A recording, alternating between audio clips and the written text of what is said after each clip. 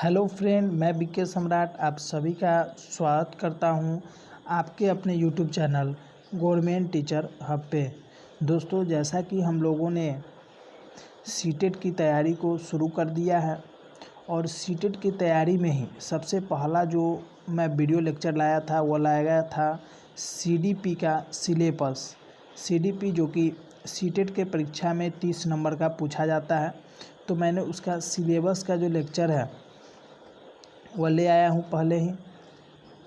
ठीक है दोस्तों, जिसका लिंक आपको डिस्क्रिप्शन में भी मिल जाएगा। और सीटेट का जो सिलेबस है उसे मैंने आप लोगों को बता दिया है। उसमें जो सबसे पहला चैप्टर जो है हम लोगों का, उसको लेकर आज मैं प्रेजेंट हुआ हूँ आप लोगों के समक्ष दोस्तों। तो वीडियो के साथ दोस्तों आप लोग बने रहें, और अगर वीडियो अच्छा लगे तो लाइक भी कर दीजिए दोस्तों। और हमसे जुड़ने के लिए दोस्तों आप हमारे टेलीग्राम पे भी जुड़ सकते हैं। टेलीग्राम का जो लिंक है यहाँ पे डिस्क्रिप्शन में भी मिल जाए और यहाँ पे भी है।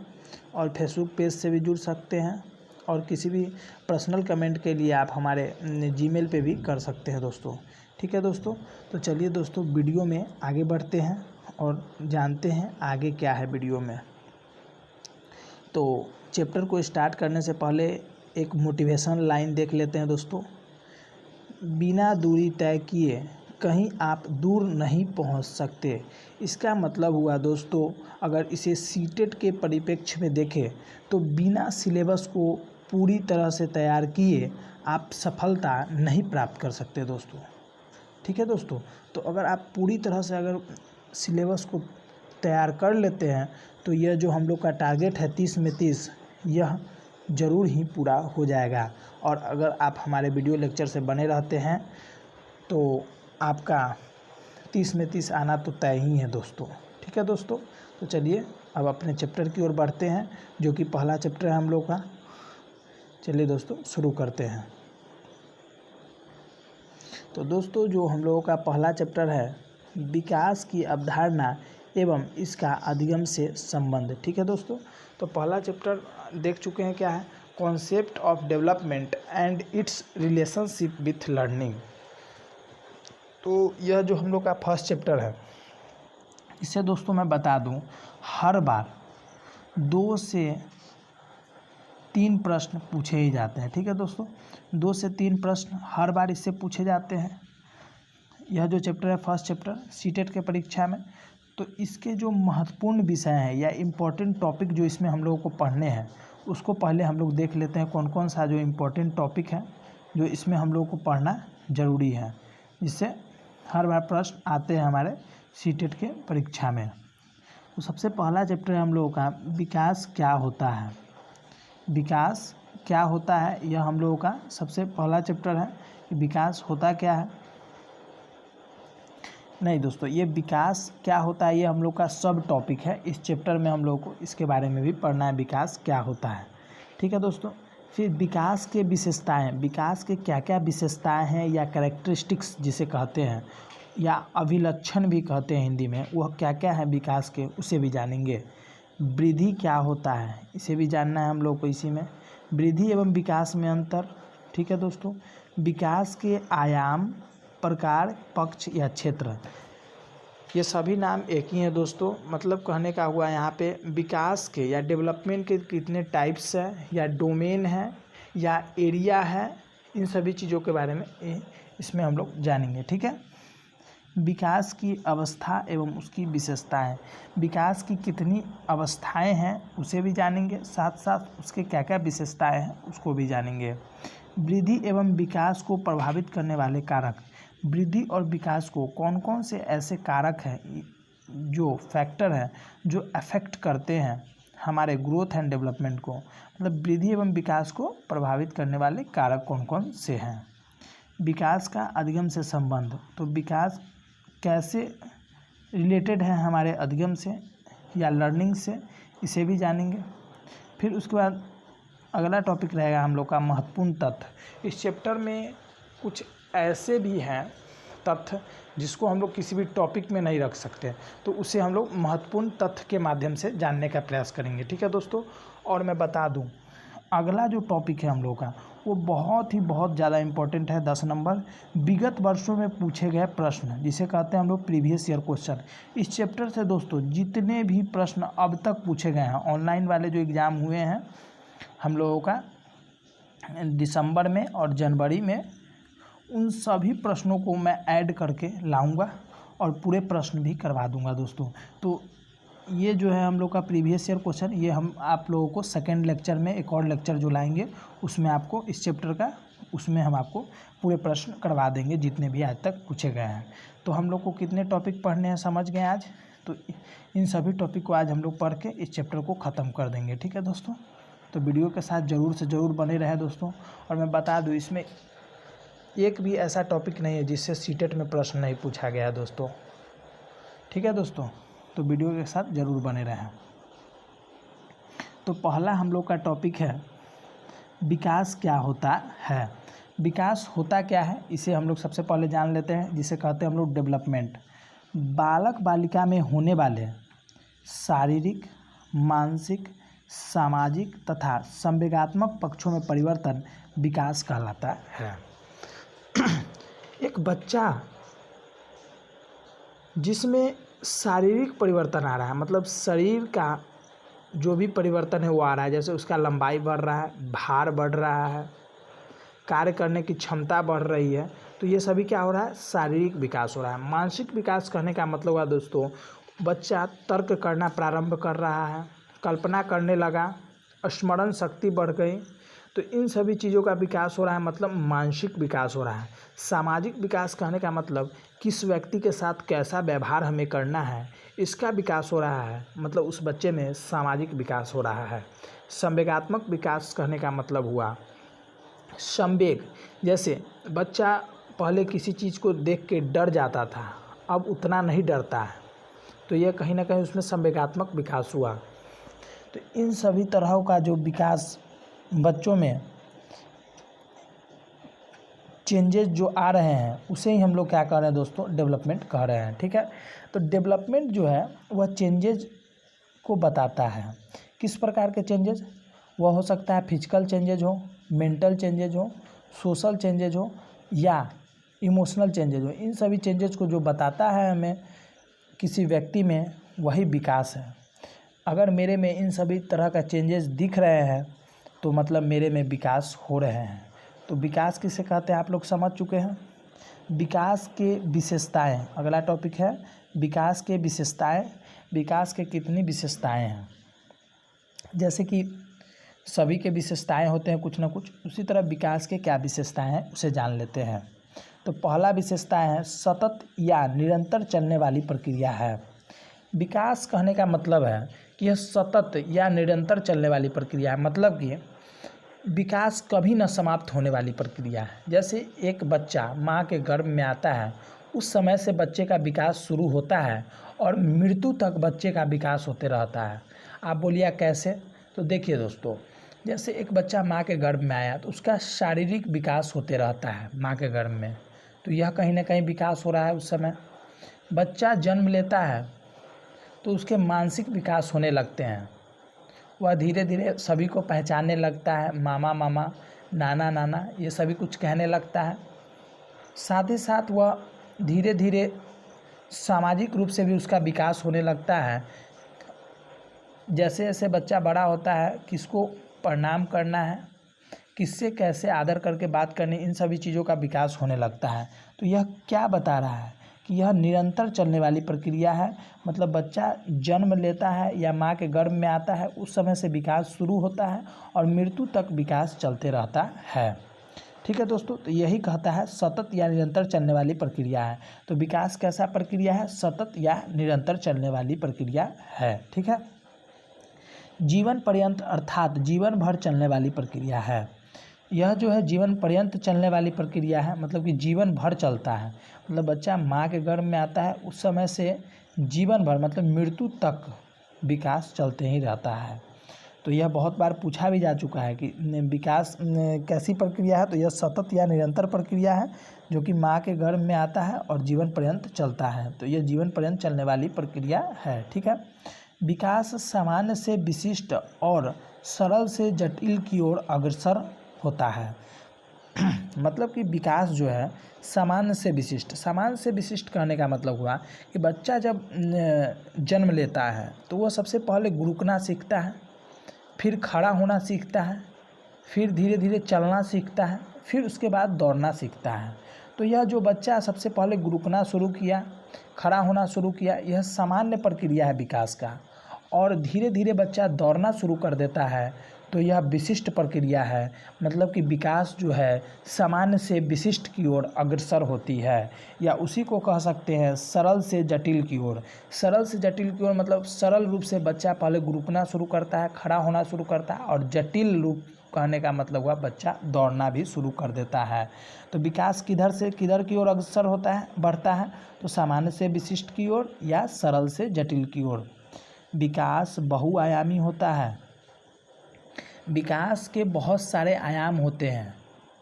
अगर आपसे पूछा जाए विकास बहुआयामी होता है या एक आयामी होता है, तो आप लोग कहिएगा विकास बहुआयामी होता है। क्यों बहुआयामी होता है दोस्तों इसलिए क्योंकि आपका शारीरिक विकास भी हो रहा है, मानसिक विकास भी हो रहा है, सामाजिक विकास भी हो रहा है, संवेगात्मक विकास भी हो रहा है, भाषा विकास भी हो रहा है, नैतिक विकास भी हो रहा है। तो यह विकास के क्या एक ही प्रकार हैं? क्या एक ही आयाम में विकास हो रहा है? नहीं, विभिन्न आयाम में हो रहा है। इसीलिए विकास को बहुआयामी कहा जाता है। ठीक है, तो विकास बहुआयामी होता है। एक और पॉइंट देख लीजिए, इसके विशेषताएं हैं। गर्भ से कब्र तक चलने वाली प्रक्रिया है। मतलब कि गर्भ में जब बच्चा आता है, और कब्र कहने का मतलब जब तक मर नहीं जाता है, मृत्यु नहीं हो जाती, तब तक विकास चलता है। तो दोस्तों मैं बता दूं, यहाँ 5 पॉइंट लिखे हुए हैं। 5 पॉइंट में एक भी ऐसा पॉइंट नहीं है जिससे सीटेट में प्रश्न नहीं बना है दोस्तों। तो समझ सकते हैं कितने इंपॉर्टेंट पॉइंट को मैंने यहाँ ऐड किया है। चलिए दोस्तों, तो आगे बढ़ते हैं। अगला 3rd नंबर टॉपिक है हम लोगों का, वृद्धि क्या होता है। विकास क्या होता है अभी मैंने बता दिया, और विकास के क्या क्या विशेषताएं हैं उसे भी बता दिया। अब जानते हैं वृद्धि क्या होता है। तो वृद्धि क्या होता है इसे हम लोग समझने का प्रयास करते हैं, या जिसे ग्रोथ कहते हैं। बालक बालिकाओं में होने वाले केवल शारीरिक पक्षों में परिवर्तन वृद्धि कहलाता है। जैसे कोई भी बच्चा हो या बच्ची हो, उसमें सिर्फ और सिर्फ शारीरिक पक्षों में अगर परिवर्तन हो रहा है, मतलब कि सिर्फ और सिर्फ फिजिकल चेंजेज हो रहे हैं, तो मतलब कि ग्रोथ हो रहा है। या इसे और सामान्य भाषा में कहें तो बालक बालिका में होने वाले केवल कोशिकाओं में परिवर्तन वृद्धि कहलाता है। कोशिकाओं में परिवर्तन वृद्धि कहलाता है। ठीक है दोस्तों, मतलब कि जैसे एक बच्चे का लंबाई बढ़ रहा है, भार बढ़ रहा है, मोटाई बढ़ रहा है, या अन्य अंगों का बढ़ना क्या हो रहा है, ग्रोथ हो रहा है। जैसे कोई बच्चा का लंबाई अभी बढ़ रहा है तो उसका ग्रोथ हो रहा है, भार उसका बढ़ रहा है तो भी ग्रोथ हो रहा है, मोटा हो रहा है तब पर भी ग्रोथ हो रहा है, या कोई भी अन्य शरीर का अंग बढ़ रहा है तो वह क्या हो रहा है, ग्रोथ हो रहा है। तो यहाँ देख सकते हैं सिर्फ यहाँ क्या लिखा हुआ है, केवल, मतलब केवल शारीरिक पक्षों में ही परिवर्तन क्या कहलाता है, वृद्धि कहलाता है। जबकि जब मैंने पीछे बताया था विकास शारीरिक पक्षों में भी, मानसिक पक्षों में भी, सामाजिक पक्षों में भी और संवेगात्मक पक्षों में भी अगर परिवर्तन हो रहे हैं तो विकास होता है। ठीक है, वृद्धि क्या होता है और विकास क्या होता है समझ चुके हैं। जैसे किसी व्यक्ति का लंबाई बढ़ रहा है, भार बढ़ रहा है, मोटाई बढ़ रहा है, या अन्य अंगों का बढ़ भी रहा है, तो वह क्या हो रहा है, वृद्धि हो रहा है। इसके बारे में कुछ पॉइंट और जान लेते हैं। एक निश्चित समय के बाद रुक जाता है। वृद्धि जो है एक निश्चित समय के बाद रुक जाता है। आप बोलिए सर कैसे? मैं आपसे पूछूंगा क्या आप लोगों का लंबाई जीवन भर बढ़ते रहता है? आप बोलिए सर नहीं। मैं आपसे पूछूंगा क्या आप लोगों का बहुत सारे अंग ऐसे हैं जैसे हाथ जीवन भर बढ़ते ही रहते हैं? आप बोलिए नहीं सर, एक सीमित समय के बाद रुक जाता है। तो वही मैं कह रहा हूँ कि एक निश्चित समय के बाद रुक जाता है। इसकी विशेषता है वृद्धि के कि यह एक निश्चित समय के बाद रुक जाता है। यह कह सकते हैं परिपक्व होने के बाद, एक व्यक्ति के परिपक्वता को पूरे कर लेने के बाद वृद्धि जो है रुक जाता है। ठीक है, वृद्धि विकास का एक भाग होता है। आप बोलिए कैसे सर वृद्धि विकास का भाग होता है? तो देखिए दोस्तों, यहाँ केवल शारीरिक पक्षों में परिवर्तन हो रहा है तो क्या हो रहा है? वृद्धि हो रहा है। लेकिन अगर शारीरिक पक्ष में भी, मानसिक पक्ष में भी, सामाजिक पक्ष में भी और संवेगात्मक पक्ष, इन सभी पक्षों में अगर परिवर्तन हो रहा है तो वह क्या हुआ? विकास हुआ। तो आप देखिएगा, विकास का ही तो एक पार्ट है शारीरिक परिवर्तन, और इसी शारीरिक परिवर्तन को ही तो हम लोग कह रहे हैं आगे वृद्धि। ठीक है दोस्तों, तो इस हिसाब से देखें तो वृद्धि जो है वह विकास का एक भाग है। अगर वृद्धि इतना बड़ा है तो उसके अंदर एक छोटा सा पार्ट है ग्रोथ, जो कि एक सीमित समय के बाद ख़त्म हो जाता है। देखिए एक बच्चा, छोटा सा बच्चा का कैसे धीरे धीरे लंबाई बढ़ रहा है, तो यह ग्रोथ को बता रहा है। ठीक है दोस्तों, आगे बढ़ते हैं। जैसा कि आप लोगों ने अगर वीडियो देख रहे हैं दोस्तों, तो ग्रोथ हो गया या डेवलपमेंट हो गया, कोई भी हो गया, ग्रोथ हो हमारा चाहे डेवलपमेंट हो, यह सभी चीज़ें चेंजेज को बता रही है। यह क्या बता रही है? चेंजेज को बता रही है। जैसे कि वृद्धि केवल और केवल शारीरिक परिवर्तन को बता रही है या फिजिकल चेंजेज को बता रही है। वहीं पर जो हम लोग का डेवलपमेंट है या विकास जो है, वह शारीरिक परिवर्तन को भी, मानसिक परिवर्तन को भी, सामाजिक परिवर्तन को भी और संवेगात्मक परिवर्तन को भी बता रही है। तो यह कहीं ना कहीं वृद्धि हो गया या विकास हो गया, यह परिवर्तन को ही बता रहा है। तो मैं आपसे पूछूंगा, यह जो परिवर्तन को बता रहा है, क्या मेरे अंदर एकाएक बैग या बोल सकते हैं अचानक लंबाई बढ़ जा रहा है, तो क्या यह विकास होगा? बताइए। आप लोग बोलिए नहीं सर, रैंडम चेंजेज अगर हो रहा है मेरे में, अचानक अगर मेरा लंबाई बढ़ रहा है, तो यह डेवलपमेंट या ग्रोथ को नहीं बताता है। क्योंकि जो हमारे अंदर जो भी चेंजेज होते हैं वह एक ऑर्डर में होना चाहिए या सीक्वेंस में होना चाहिए, तभी जाके वो ग्रोथ या डेवलपमेंट हुआ। मान के चलिए मैं आज रात में सोया हूँ और सुबह उठा तो देखा मेरा 4 सेंटीमीटर हाइट बढ़ गया अचानक, तो यह डेवलपमेंट को नहीं बताएगा, यह किसी आपको डिजीजेज या रोग के कारण आपकी लंबाई बढ़ गई। ठीक है दोस्तों, तो यह विकास नहीं होगा। ठीक है, तो रैंडम चेंजेज अगर आ रहे हैं हमारे शरीर में या किसी भी कारण से, तो वह विकास को नहीं बताता है। क्या विकास रिवर्सिबल होता है, प्रतिवर्ती होता है? मतलब कहने का, अगर एक बार मेरा लंबाई बढ़ गया तो क्या हुआ कम होता है? आप बोलिए नहीं सर ये तो गलत है। तो यह गलत है। अगर आपसे कोई पूछे विकास प्रतिवर्ती होता, विकास डैश होता है और उसमें एक रहे आपका प्रतिवर्ती होता है, तो आप बोलिए नहीं, विकास प्रतिवर्ती नहीं होता है। ठीक है, और तो चेंजेस जो भी आते हैं डेवलपमेंट में, वह एक ऑर्डर में होने चाहिए, एक क्रम में होने चाहिए या सीक्वेंस में होने चाहिए। ठीक है, ऐसा नहीं कि आज मेरा 4 सेंटीमीटर हाइट बढ़ गया, कल सीधा 15 सेंटीमीटर बढ़ गया। इस तरह के चेंजेस जो हैं वह डेवलपमेंट को नहीं बताएंगे। ठीक है, वह किसी डिजीज के कारण होते हैं। और याद रखिएगा, डेवलपमेंट जो होता है हम लोगों का हमेशा प्रोग्रेसिव होता है। ठीक है, हमेशा प्रगतिशील होता है, क्योंकि डेवलपमेंट तो जीवन भर चलने वाली प्रक्रिया है और हमेशा यह प्रोग्रेसिव होता है, मतलब हमेशा यह प्रगति में ही रहता है। ठीक है, लेकिन वही हम लोग का ग्रोथ को देखें तो ग्रोथ जो है हम लोगों का वह स्टैटिक हो जाता है। ठीक है दोस्तों, ग्रोथ क्या हो जाता है? स्टैटिक हो जाता है। स्टैटिक कहने का मतलब होता है स्थिर हो जाता है, एक निश्चित समय के बाद रुक जाता है, मतलब कि स्थिर हो जाता है। ठीक है, तो इन सभी बातों को समझ लीजिए। इससे भी 1-2 प्रश्न बन चुके हैं, कैसे प्रश्न बने हैं वह मैं प्रश्न लाऊंगा अगले लेक्चर में, तो सारा बता दूंगा। ठीक है, इन सभी चीज़ों को आप सिर्फ समझते अभी चलिए दोस्तों। ठीक है, तो आगे बढ़ते हैं। हम लोग का 4th जो टॉपिक था वह था वृद्धि एवं विकास में अंतर, जिसे कहते हैं हम लोग difference between growth and development. Growth and development में क्या अंतर है? जैसा कि ये बात तो मैं पहले ही बता चुका हूँ आप लोगों को कि वृद्धि जो है वह एक विकास का ही एक भाग है। ठीक है दोस्तों, चलिए दोस्तों देख लेते हैं। वृद्धि यह मात्रात्मक होता है। यह क्या होता है? यह मात्रात्मक होता है। मात्रात्मक कहने का मतलब यहाँ पे हो जा रहा है हम लोगों का क्वांटिटेटिव होता है। क्या होता है? क्वांटिटेटिव होता है। मतलब कि अगर यह मात्रात्मक होता है मतलब इसे मापा जा सकता है, क्वांटिटेटिव है मतलब कि इसे मापा जा सकता है। यह क्या होता है, मात्रात्मक होता है और इसे मापा जा सकता है। वही अगर विकास देख ले, यह मात्रात्मक के साथ साथ गुणात्मक भी होता है। मतलब इसे तो आप माप भी सकते हैं, लेकिन कुछ ऐसे पक्ष है जिसे आप माप नहीं सकते हैं।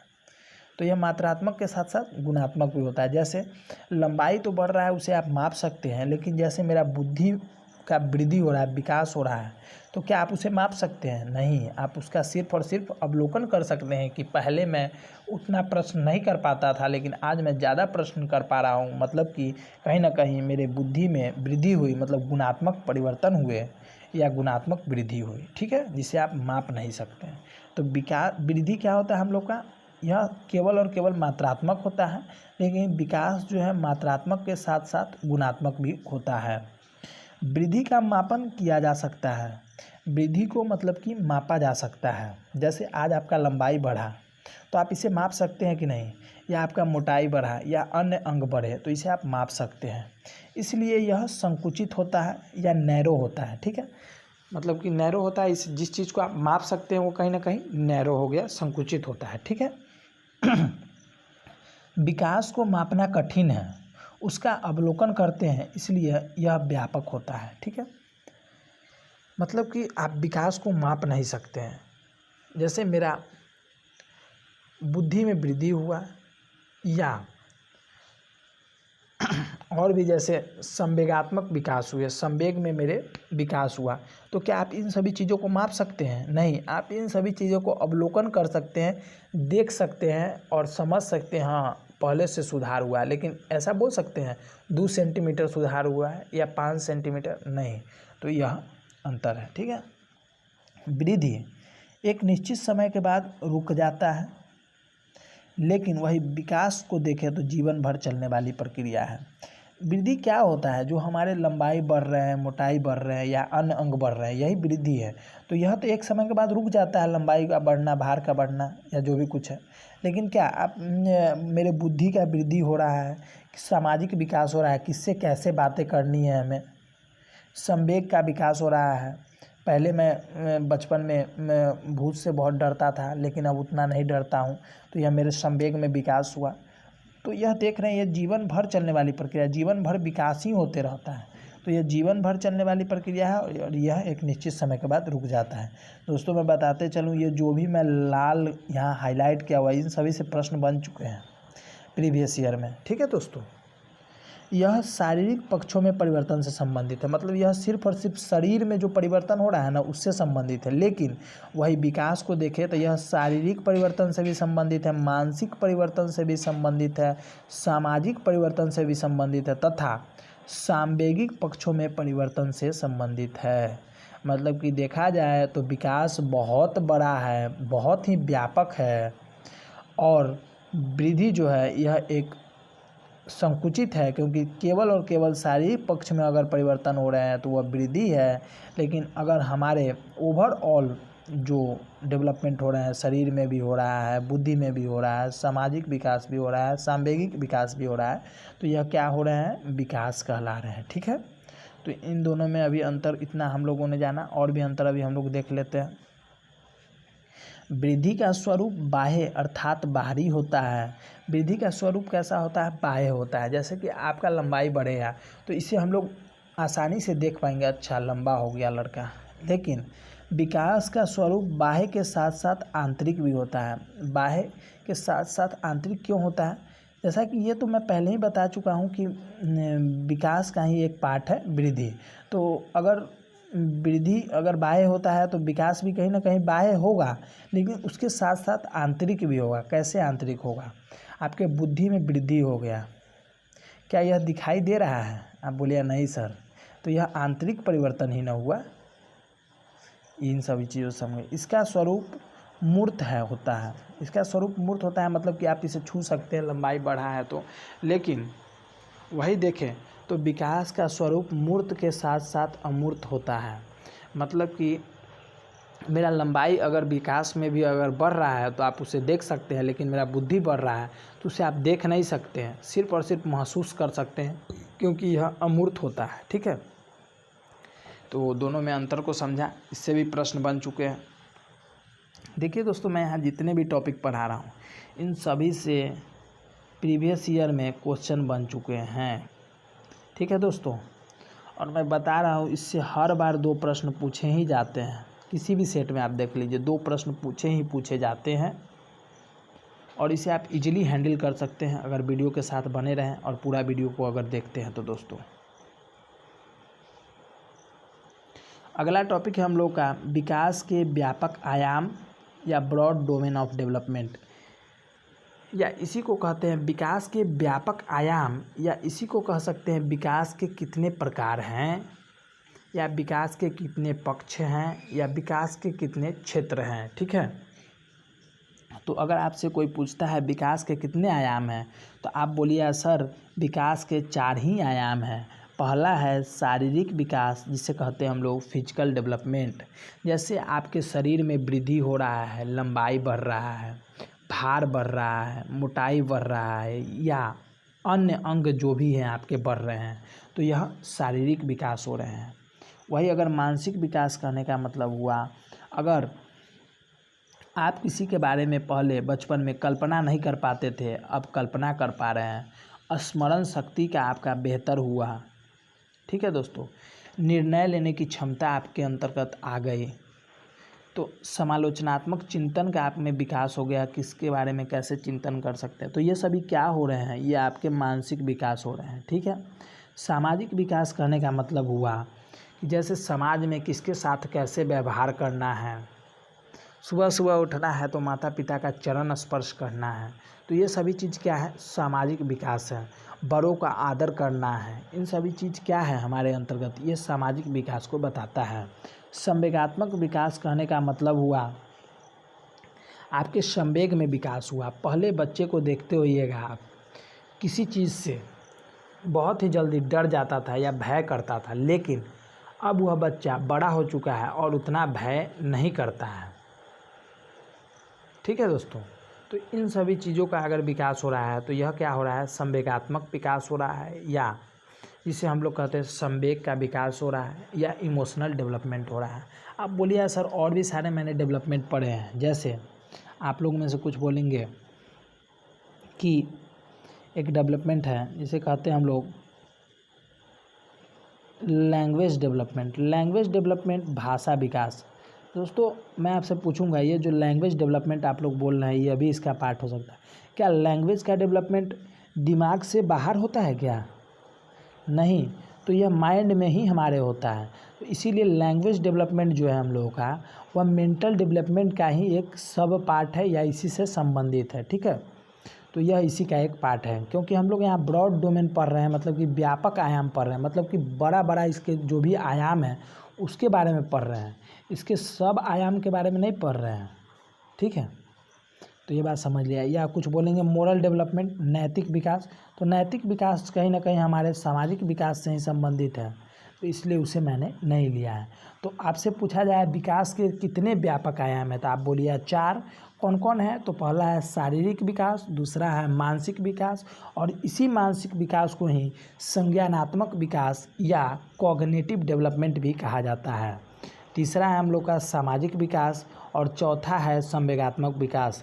आपसे कोई पूछेगा क्या आध्यात्मिक विकास होता है, तो आप बोलिए नहीं, ये फालतू है, कुछ आध्यात्मिक विकास नहीं होता है, ठीक है। तो 4 ही विकास के व्यापक आयाम हैं जो मैंने आप लोगों के सामने रख दिया है, ठीक है। आगे बढ़ते हैं, चलिए वीडियो में। जो हम लोग का शारीरिक विकास है, तो शारीरिक विकास में जैसा कि मैंने आपको बताया कि शरीर जैसे किसी व्यक्ति का बढ़ रहा है, लंबाई बढ़ रहा है, भार बढ़ रहा है, मोटाई बढ़ रहा है, या अन्य अंग जो भी बढ़ रहे हैं, तो ये शारीरिक विकास है, ठीक है। तो इसी शारीरिक विकास में ही एक है मोटर स्किल डेवलपमेंट या चालक कौशल विकास। चालक कौशल विकास या मोटर स्किल डेवलपमेंट क्या होता है? जैसे जैसे बच्चा बड़ा होता है तो उसके मांसपेशियाँ बड़े होते हैं, ठीक है। तो मांसपेशियाँ जो बड़े होते हैं, मसल जो बड़े होते जाते हैं, तो उसमें उसके कार्य करने की क्षमता में भी वृद्धि होती है धीरे धीरे। जैसे आप देखते हो या एक 5 साल का बच्चा जैसे जैसे बड़ा हो जाता है तो बाल्टी में ज़्यादा पानी उठाने लगता है, तो कहीं ना कहीं उसके क्या हो रहा है, मोटर स्किल डेवलपमेंट में ग्रोथ हो रहा है। तो यह जो मोटर स्किल डेवलपमेंट कहने का मतलब है गत्यात्मक, शरीर के गति करने का जो है स्थिति, उसमें विकास हो रहा है। ठीक है, तो फिजिकल डेवलपमेंट का ही एक पार्ट है मोटर स्किल डेवलपमेंट, जिसे कहते हैं हिंदी में चालक कौशल विकास। ठीक है, तो चालक कौशल विकास दो प्रकार के होते हैं। पहला होता है ग्रॉस मोटर स्किल, इंग्लिश में भी याद रखें, हिंदी में भी, जिसे हिंदी में हम लोग कहते हैं अपरिष्कृत चालक विकास या स्थूल चालक विकास कहते हैं। इसमें क्या करता है, जब बच्चा इस ग्रॉस मोटर स्किल में होता है तो इसमें बड़ी मांसपेशियों को चलाना सीखता है बच्चा। बड़ी मांसपेशियाँ कैसे वर्क करता है इसके बारे में सबसे पहले बच्चा सीखता है। जैसे रनिंग कर रहा है कोई बच्चा, तो क्या कर रहा है, वह ग्रॉस मोटर स्किल कर रहा है।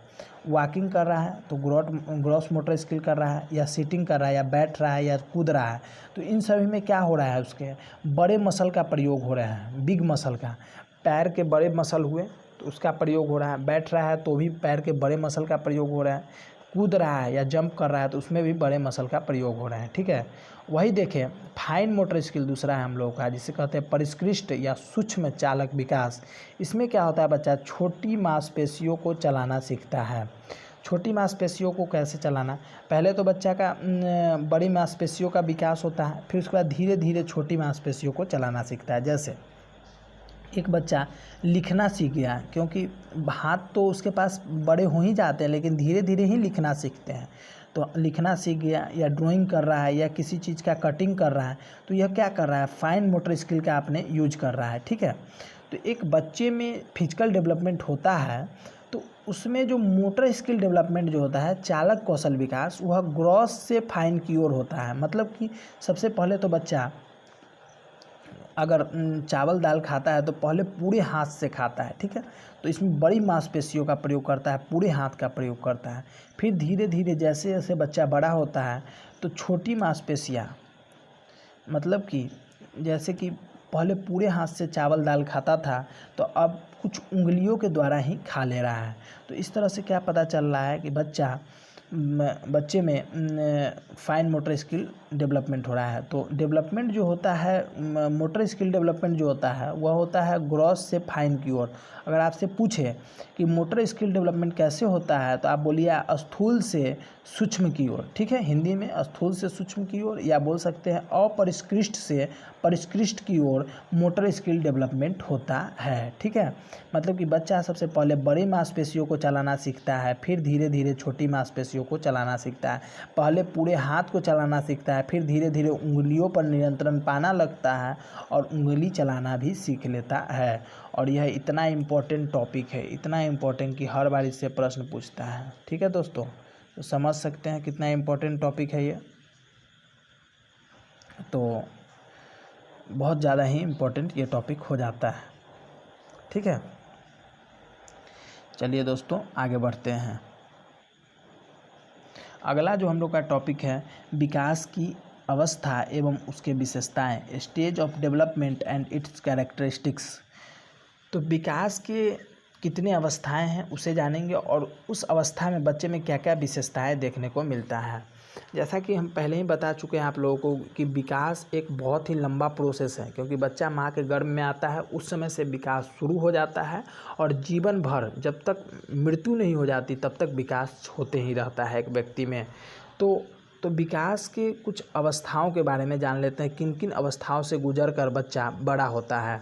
क्योंकि हम लोग यहाँ बाल विकास पढ़ रहे हैं, तो इसमें हम लोग ज़्यादा से ज़्यादा 18 वर्ष तक के बच्चों के बारे में अध्ययन करेंगे, उससे ज़्यादा के बारे में नहीं दोस्तों। ठीक है, तो यह ध्यान रखें, तो उसी तक का हम लोग अध्ययन करेंगे, तो उतना ही अवस्थाओं के बारे में जानेंगे और उसी अवस्थाओं से संबंधित उसके विशेषताओं के बारे में जानेंगे। तो सबसे पहला अवस्था है विकास का, वह है प्री नेटल स्टेज, या जिसे कहते हैं गर्भावस्था। क्या है, प्री नेटल स्टेज, या जिसे कहते हैं गर्भावस्था। गर्भावस्था जो हम लोगों का हो जाता है दोस्तों, वह गर्भाधान से जन्म तक का समय। गर्भाधान मतलब बच्चा जब माँ के गर्भ में आता है उस समय से जब तक बच्चे का जन्म नहीं हो जाता तब तक बच्चा गर्भावस्था में होता है या प्रीनेटल स्टेज में होता है।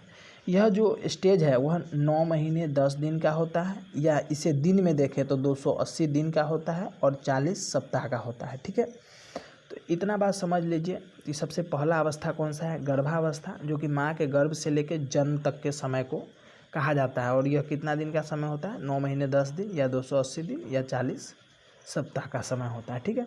दूसरा अवस्था है इन्फेंसी, या जिसे कहते हैं शैशवावस्था। ठीक है। शैशवावस्था जब बच्चा जन्म ले लेता है उस समय से लेकर 2 वर्ष तक का समय शैशवावस्था के अंतर्गत आता है। ठीक है। तो जन्म से 2 वर्ष तक का जो समय है वह शैशवावस्था के अंतर्गत आता है। ठीक है। और याद रखिए शैशवावस्था में बच्चे का शारीरिक विकास या फिजिकल डेवलपमेंट बहुत ही तीव्र होता है, मतलब कि बहुत ही रैपिड होता है। तीव्र करने का मतलब होता है रैपिड या स्पीड होता है। ठीक है। तो इन्फेंसी में जब बच्चा होता है या शैशवावस्था में, तो उस समय उसका शारीरिक विकास बहुत ही तेज होता है। ठीक है। यह एक इसमें महत्वपूर्ण तथ्य जानने वाली बातें थी। तो इतना बात समझ चुके हैं। पहला अवस्था गर्भावस्था, दूसरा कौन सा, शैशवावस्था जिसे कहते हैं प्रीनेटल स्टेज, और दूसरा इन्फेंसी। ठीक है।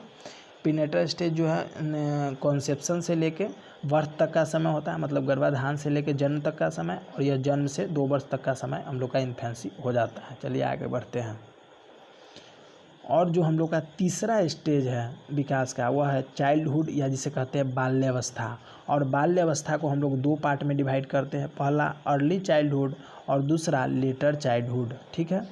इसे हिंदी में अगर कहें तो पहला हो जाता है पूर्व बाल्यावस्था या प्रारंभिक बाल्यावस्था, और दूसरा हो जाता है उत्तर बाल्यावस्था या परवर्ती बाल्यावस्था। ठीक है। अर्ली चाइल्डहुड या जिसे कहते हैं पूर्व बाल्यावस्था, यह 2 से 6 वर्ष तक का समय होता है। और लेटर चाइल्डहुड या जिसे कहते हैं उत्तर बाल्यावस्था या परवर्ती बाल्यावस्था, यह 6 से 12 वर्ष तक का समय होता है। याद रखिए इसके क्या क्या विशेषताएं हैं। अर्ली चाइल्डहुड में जब बच्चा होता है या 2 से 6 वर्ष तक का बच्चा होता है, तो उसमें भाषा एवं शब्दावली विकास तीव्र होता है। मतलब कि जब बच्चा 6 से 12 वर्ष तक का होता है तो उसमें भाषा का विकास या शब्द का विकास बहुत ही तेजी होता है। ठीक है।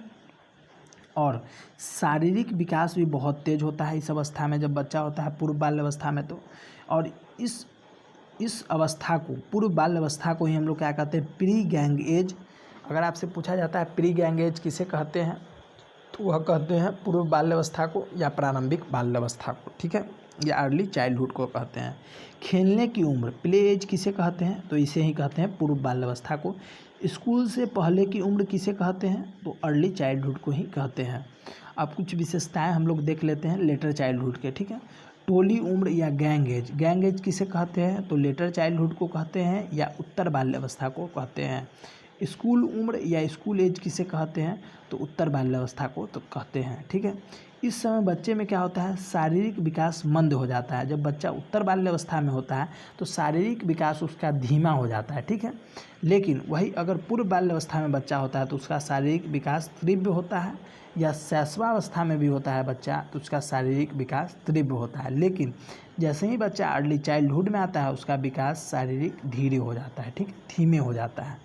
इन सभी बातों को समझ लिए, आगे बढ़ते हैं और इसके विशेषताओं को देखते हैं। अर्ली चाइल्डहुड की एक और विशेषताएं एक दो। खिलौने की उम्र या टॉय एज किसे कहा जाता है। देखिए हम सीटेट को लेके आप लोगों को दोस्तों पढ़ा रहे हैं, और सीटेट जो है हर बार टॉय एज जो है वह अर्ली चाइल्डहुड को ही मानती है। अगर आपसे पूछा जाए खिलौने की उम्र या टॉय एज किसे कहा जाता है, तो आप बोलिए अर्ली चाइल्डहुड को ही कहा जाता है।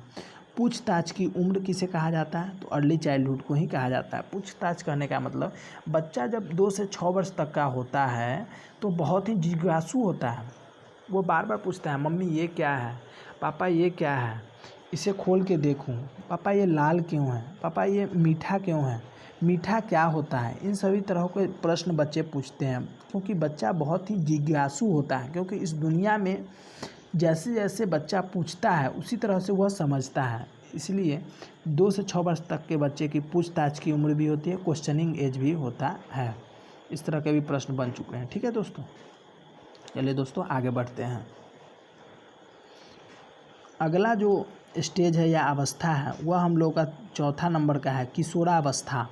किशोरावस्था जो कि 12 वर्ष से लेकर 18 वर्ष तक के समय को कहा जाता है। इसके क्या विशेषताएं हैं, तो किशोरावस्था को ही हम लोग क्या कहते हैं, टीन एज भी कहते हैं। ठीक है। बच्चे समूह का सक्रिय सदस्य, यह पूछा जा चुका है।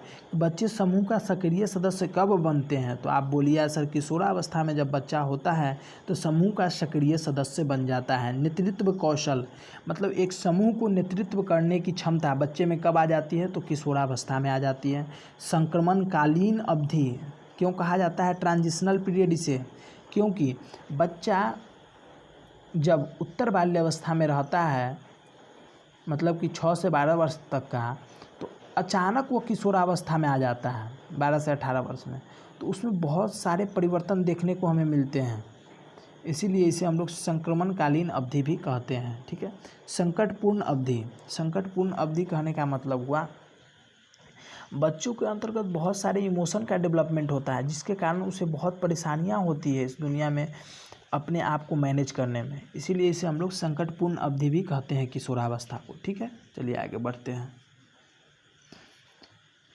इसी अवस्था में बच्चे को में हीरो वर्शिप या वीर पूजा की भावना आ जाती है। मतलब जैसे अगर वह किसी व्यक्ति को देखता है तो उसे आइडियल बना लेता है। जैसे वो सलमान खान को देखा तो सलमान खान को अपना आइडियल बना लिया, और सलमान खान का जो ब्रासलेट हाथ में पहनता है उसी तरह वह पहनने लगा।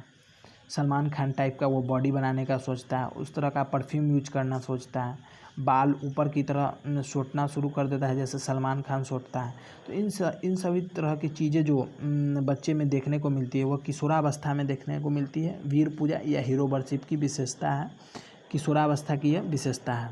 एक व्यक्ति थे जिनका नाम था जी स्टेनले हॉल। ठीक है, उन्होंने अपनी एक पुस्तक लिखी थी जिसका नाम है एडोलसेंस, और उसी पुस्तक में उन्होंने बताया किशोरावस्था को तनाव और तूफान का काल।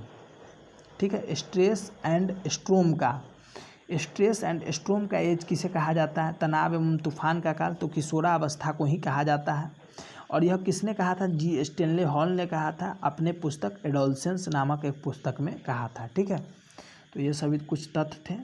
तो हम लोगों ने जैसा कि पहले ही बता दिया, सबसे पहला पढ़ा हम लोगों ने प्रीनेटल स्टेज। ठीक है, दूसरा हम लोगों ने पढ़ा इन्फेंसी स्टेज, तीसरा हम लोगों ने पढ़ा चाइल्डहुड, जिसे हम लोग दो पार्ट में डिवाइड करते हैं, अर्ली चाइल्डहुड और दूसरा लेटर चाइल्डहुड। ठीक है, और चौथा हम लोगों ने पढ़ा एडोलसेंस या जिसे किशोरावस्था कहते हैं। तो विकास के कितने अवस्थाओं के बारे में पढ़ा? 4 अवस्थाओं के बारे में ही पढ़ा, क्योंकि हम लोगों को 18 वर्ष तक के बच्चों का ही अध्ययन बाल विकास में करना रहता है। ठीक है, चलिए आगे बढ़ते हैं दोस्तों। 7वां नंबर टॉपिक है वृद्धि एवं विकास को प्रभावित करने वाले कारक, factor affecting growth and development. जैसे वृद्धि एवं विकास को कौन कौन से ऐसे कारक हैं जो उसे प्रभावित करते हैं? जैसे बहुत सारे कारक हैं, जैसे हम लोग पढ़ाई करते हैं तो बहुत सारे ऐसे भी कारक हैं जो हमें प्रभावित करते हैं, जैसे कि हमारे पोषण जो है वो भी हमें प्रभावित करता है। उसी तरह वृद्धि एवं विकास को प्रभावित करने वाले कौन कौन से कारक हैं, तो प्रमुख कारक कौन कौन से, इसे हम लोग देख लेते हैं। सबसे पहला है आनुवांशिकता। आनुवांशिकता जो है वृद्धि एवं विकास को प्रभावित करता है। कैसे, आप पूछिए यार। जैसे देखिए आनुवांशिकता होता क्या है। देखिए दोस्तों, जो भी गुण हमें माता पिता से विरासत में प्राप्त होती है उसे ही हम आनुवांशिकता कहते हैं। जैसे मेरा जो लंबाई है यह किस पर निर्भर करता है, या मेरा जो बालों का रंग है, या आँखों का रंग है, या हमारे शक्ल जो भी शरीर का जो भी रंग है, यह किस पर निर्भर करता है? यह माता पिता पर निर्भर करता है। तो यह कहीं ना कहीं माता पिता पर निर्भर करता है, या आनुवांशिकता से हमें जो भी गुण मिलते हैं, तो यह कहीं ना कहीं वृद्धि को भी प्रभावित करता है। जैसे वृद्धि अगर लंबा होने वृद्धि अगर चाहे भी कि हमें लंबा कर दे तो नहीं कर सकता है, क्योंकि उसे जो गुण प्राप्त हुए हैं, या जो मुझे वो गुण प्राप्त हुए हैं, वह माता पिता के द्वारा प्राप्त हुए हैं, और वह एक सीमित होता है कि इतना ही हम लोग का लंबाई बढ़ सकता है, माता पिता के समतुल्य ही। ठीक है, तो इन सभी तरह के चीज़ों के बारे में आनुवांशिकता प्रभावित करता है। ठीक है, दूसरा है पर्यावरण। पर्यावरण कहने का मतलब वातावरण, जो भी हमारे आसपास चीज़ें हैं। जैसे हमारे वृद्धि एवं विकास को कौन कौन प्रभावित करता है? जैसे हमारा पोषण, अगर हमें अच्छा भोजन नहीं मिला तो क्या मेरी लंबाई अच्छी तरह से बेहतर रूप से बढ़ पाएगी? नहीं बढ़ पाएगी। अगर मुझे अच्छी तरह से पानी नहीं मिलेगी, तो क्या मेरी लंबाई बढ़ पाएगी? नहीं बढ़ पाएगी। तो यह जो आहार हो गया या न्यूट्रिशन हो गया या रोग के कारण, रोग भी हमें प्रभावित करता है। बुद्धि, हमारा अगर बुद्धि कमज़ोर होगा तो हमारा शारीरिक विकास भी बेहतर नहीं हो पाएगा। तो यह सभी कारक है जो वृद्धि एवं विकास को प्रभावित करते हैं। अगर आपसे पूछा जाता है वृद्धि एवं विकास को प्रभावित करने वाले कारक कौन कौन से हैं, तो याद रखिए दोस्तों, ऑप्शन में आपको सिर्फ 2 ही मिलेगा, ठीक है। आनुवांशिकता पहला मिलेगा और वातावरण। आपसे ऑप्शन में बोला जाएगा केवल आनुवांशिकता, दूसरा ऑप्शन रहेगा केवल पर्यावरण और तीसरा ऑप्शन रहेगा आनुवांशिकता एवं वातावरण के कारण। तो वृद्धि एवं विकास को कौन प्रभावित करता है? आनुवांशिकता एवं वातावरण। और यह आहार या न्यूट्रिशन या डिजीजेज या इंटेलिजेंस, ये सभी किसके पार्ट है? तो ये सभी पार्ट है पर्यावरण के या एनवायरनमेंट के, ठीक है। तो वृद्धि एवं विकास को प्रभावित करने वाले प्रमुख कारक कौन कौन से हैं? तो आनुवांशिकता और दूसरा वातावरण, ये बात आप समझ लीजिए, ठीक है। चलिए दोस्तों आगे बढ़ते हैं। विकास का अधिगम से संबंध, 8वां नंबर टॉपिक है हम लोग का। विकास कैसे रिलेटेड है लर्निंग से, इसे हम लोग जानते हैं। तो अधिगम का अर्थ है सीखना। अधिगम का मतलब क्या होता है? सीखना। जैसे अभी आप इस वीडियो को देख के क्या कर रहे हैं? तो लर्निंग कर रहे हैं, सीख रहे हैं। तो यह क्या हो रहा है? अधिगम ही हो रहा है, ठीक है। जन्म के तुरंत बाद बालक सीखना प्रारंभ कर देता है। बच्चा जन्म लेता है और जैसे जैसे देखता है वैसे वैसे अनुकरण के माध्यम से सीखने लगता है। तो अनुकरण के माध्यम से भी जो कुछ बच्चा देख के सीख रहा है, यह भी कहीं ना कहीं सीखने का एक प्रकार है, ठीक है। तो बच्चा जन्म के बाद ही सीखना शुरू कर देता है। सीखना जीवन पर्यंत चलने वाली प्रक्रिया है। आप आज इतने बड़े हो गए फिर भी सीख रहे हैं। मृत्यु तक एक व्यक्ति कुछ न कुछ सीखता ही है। जैसे मृत्यु तक ज़्यादातर देखा जाता है कि सामाजिक ज्ञान को सीखा जाता है। मृत्यु होने के बाद समाज के बारे में बहुत चीज़ सीखते हैं व्यक्ति। तो जीवन भर सीखने की प्रक्रिया चलती रहती है। जन्म से शुरू होता है और मृत्यु तक चलती है। विकास और अधिगम एक दूसरे से अंतर संबंधित है तथा एक दूसरे को प्रभावित करती हैं।